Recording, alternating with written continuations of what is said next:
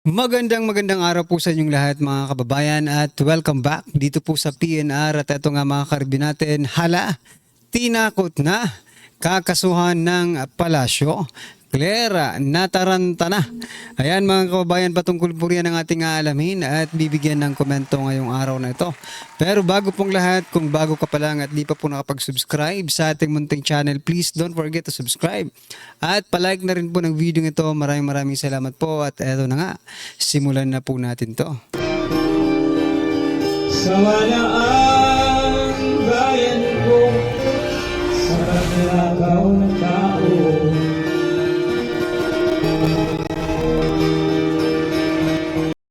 So yan mga kababayan, bago po natin muling i-play ang video ito, pasadahan po muna natin ang mga nagtatrending na mga balita dito po sa mundo ng social media at unahin na nga po natin ito.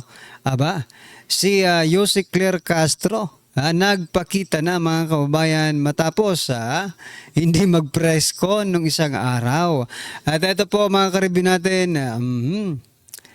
fake news daw ayon kay Madam Claire. Dagdag lang daw sa yung lahat. Dagdag lang daw yung bahagi ng police report na itinutuko yung suspected drug overdose. Ayan mga kababayan. At eto, pakinggan po natin ito mga karabin natin para mas lalo po nating maunawaan at bigyan po natin ng reaksyon kung ano na naman po itong mga posibleng kasinungalingan. Ito mga karibin natin. Good afternoon po. News of the late Paulo Tantoco's death revealed cocaine overdose and remains an open investigation. Since he's part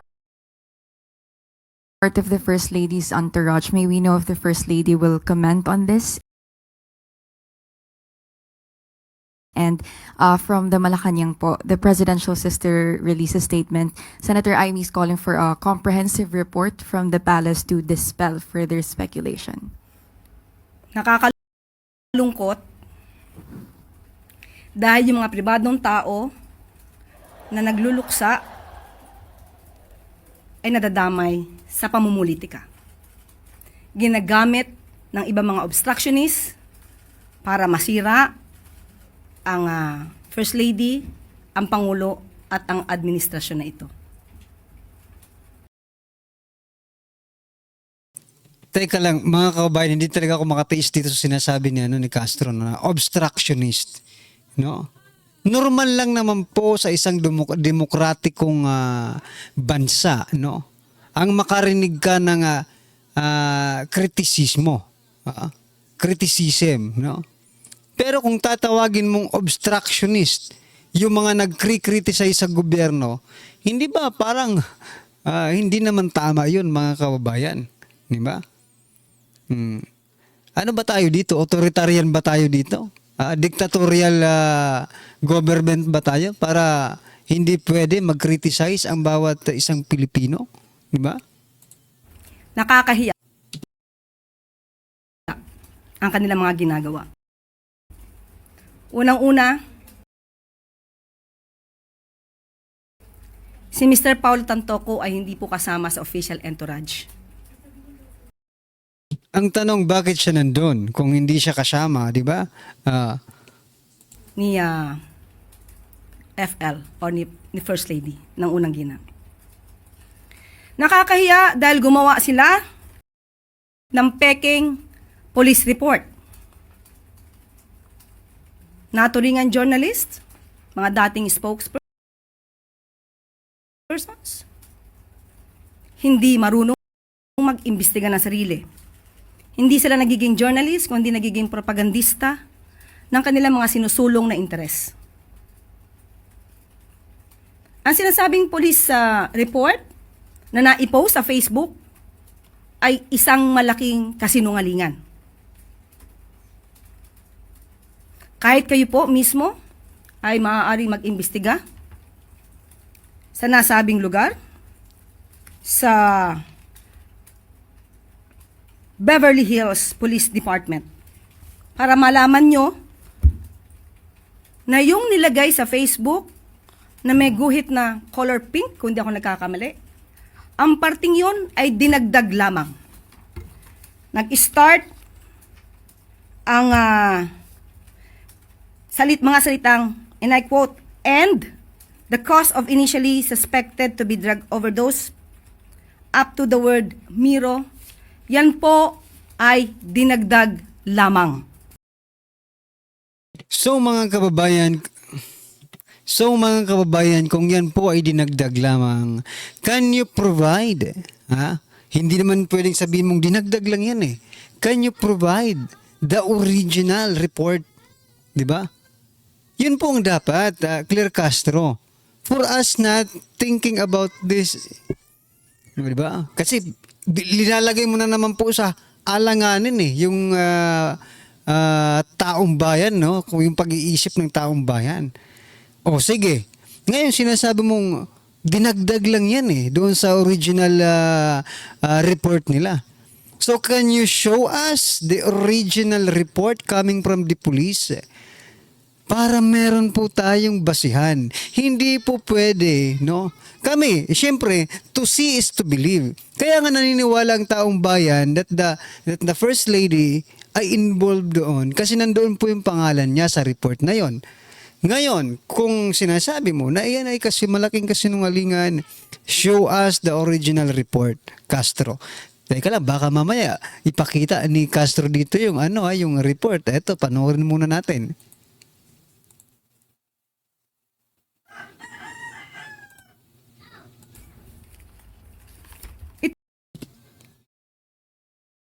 Ito ay mga gawain upang masira ang unang ginang, ang Pangulo, at ang administrasyon na ito para sa pampersonal na interes. Tandaan po natin,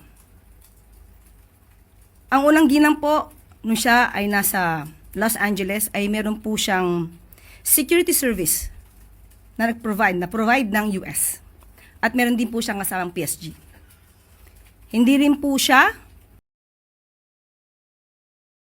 Biruin nyo yan mga kababayan. May PSG, mayroon pang sa US. Ngayon po mga karibin natin, gusto ko lang pong i-share, no? Kasi lagi po nilang binabanatan pag lumalabas si Vice President Sara Duterte sa ibang bansa, bakit daw gumagastos sa security, di ba? Supposed to be Vice President po yun. Eto dito, elected po yun by the people. Eto First Lady mga kababayan, hindi naman yan elected by the people. Bakit kailangan pang, sa bagay, asawa niya po ang presidente. But what I'm trying to point out, maging patas naman po kayo sa elected official at dito sa hindi naman elected official. Hindi nga official eh. Hindi nga official ang bansa eh. First Lady lang po siya. Hindi po siya presidente, hindi siya vice presidente, hindi po siya senador, hindi po siya congressman. Okay? For asawa lang po siya ng presidente. Nag-stay sa nasabing hotel ni Mr. Tantoco. Iba po ang kanyang hotel. At meron po siya mga activities March 8. Kung pwede po nating maipakita sa monitor. March 8, makikita niyo po sa screen na mayroong konsyerto para sa Filipino. Makikita niyo sa larawan din, Secretary Cristina Frasco. March 8 yan ginanap, hapon hanggang gabi. Papaanong masasabi ng mga obstructionist na to, ng mga fake news peddlers na to, ang patungkol sa nakita nila mga tao doon sa vicinity? So yan mga kababayan, nagpakita po ng pruweba, ebidensya si Castro. Na nandun nga naman talaga si First Lady, no? Castro, paano mo ito maipapaliwanag din, no? Yung pinakita mo, picture lang. Ito naman po mga kababayan, no? Teka lang, ito. Ito po naman po yung video na kung saan kumakanta po yung nagurgur na Tantoco, no?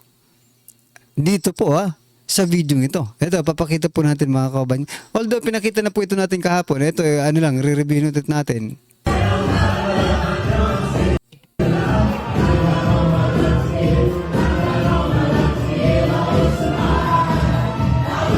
I will survive. Yun sa First Lady. Kita nyo na yan mga kababayan. Okay? Okay.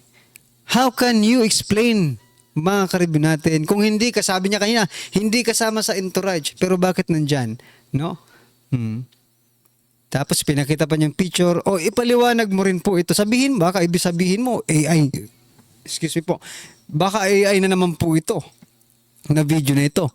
Nako po, ibinalita rin po ito sa sa Abante News Online. Hindi lang po mga vloggers ang nagpakalat ng video ito, kundi pating mga mainstream media ipinakalat na rin po itong video na ito na kung saan magkasama yung si Tantoco at si First Lady sa isang kwarto lamang, or I mean dito sa party na ito. Okay? Bakit hindi nyo ipinakita ito? Claire Castro, at binigyan nyo sana ng reaksyon at nagkomento kayo kung bakit nandyan nga sila. Hindi yung picture lang po yung pinakita nila mga kababayan. Ito lang Saan ba yun? Kanina pinakita yung picture, okay? Sabi naman po dito, nako, ito mga sabi ko, ito yung sinasabi kong kakasuhan, no? I mean, sabi dito, ito yung picture mga kababayan na pinakita po ni Castro. Sabi niya po dito, paano ipapaliwanag ng mga fake news peddlers na ito, ang litratong ito ng First Lady noong March 8, no? Ang sagot naman po namin diyan ay eto, no? Paano mo rin naman po ito mapaliwanag? Itong video na ito. Anyway, maging ganun pa man mga kaubayan, ang labo no? Ang labo ni Castro magpaliwanag. Puro bitin no? Gusto niya yatang taong bayan ang sumagot para sa kanila. Hindi po pwede mangyari yun. Ikaw ang spokesperson, kaya ikaw ang magsalita, explain to us, to the Filipino people, kung ano ang ginagawa doon, no? Kung ano ang nangyari doon, di ba? Malay namin, kayo po ang spokesperson Itong matindi mga kababayan, ako po talaga, mga nag-uugnay kay Lisa sa coke overdose kakasuhan ng palasyo. Eto na naman tayo mga karibin natin. Hindi na ba pwedeng magsalita ang ordinaryong Pilipino ngayon kaugnay sa mga nangyayaring issue sa ating bansa? Ito po ay national issue, di ba? Kasi sangkot po, or I mean, nandoon. Nakalagay nga doon sa report is companioned, di ba? At ni Elisa, nandun pong pangalan ng First Lady. That's why, itong si Senator Amy Marcos, pinagpapaliwanag ang palasyo. Comprehensive explanation, ang sabi niya, no? Para mas lalong maintindihan ng taong bayan kung ano ba talaga ang nangyari. Pero ang sagot lang ng palasyo, kakasuhan ko kayo. Unahin niyo po si Senator Amy Marcos kung kakasuhan niyo po lahat ng nag-uugnay dito kay First Lady doon po sa coke overdose. Unahin niyo po si Senator Amy Marcos sapagkat siya po ay nagsabi na kayo po ay pinagpapaliwanag niya patungkol po sa isyung ito. Diba? Ibig sabihin nun, inuugnay na ni Senator Amy Marcos si Elisa dito po sa coke overdose na ito. Kung kakasuhan nyo man po ang taong bayan na nag-uugnay, unahin nyo po ang senadora, mga kababayan. No? At malamang sa malamang, ipagtatanggol po na ni Senator Amy Marcos yung mga ordinaryong Pilipino na nag-criticize, nagkakaroon ng bahagi, no? Nakikipart, no? Partake sa mga issue sa ating bansa. Anyway, ano pong inyong masasabi dyan mga kababayan? I-comment nyo na lang. At eto, last po natin pag-uusapan habang nangyayari pong kaguluhan ito. Eto naman po ang balita. Eto po. BBM approves 6.793 trillion proposed national budget for 2026. Aba, biruin mo yan mga kababayan. Napakalaki 6.793 trillion. Hindi po ito billion. Trillions po ito. Ang masasabi ko lang po dito ay sana po ay magamit ito at mapakinabangan ng taong bayan. Hindi puro, di ba? Sana mapunta ito sa mga infrastructure project at sana bawasan po nila yung mga pamimigay nila ng ayuda. Hindi naman po nakakatulong sa ating gobyerno. Ilang taon na po ba silang namimigay ng ayuda? Hanggang ngayon mga kababayan, may nagbago ba sa pamumuhay ng mga Pilipino? Parang wala naman tayong nakikita, di ba? Kung sa 2026 mga kababayan ay ganun pa rin mamimigay at mamimigay at mamimigay at mamimigay pa rin ng ayuda, isa lang po ang pupuntahan natin dito mga kababayan. Bangkarote tayo nito. Mababangkarote po ang Pilipinas kapag magpatuloy po ang pamimigay ng ayuda. Ano po ang inyong masasabi dyan mga kababayan? I-comment nyo na lang po at eto, pasadahan po natin ang video ito at bigyan po natin ng reaksyon. Eto, yari si DND Secretary Gibo Chodoro. Bigyan natin ng reaksyon itong post ni Dr. Professor Clarita Carlos 1 hour ago.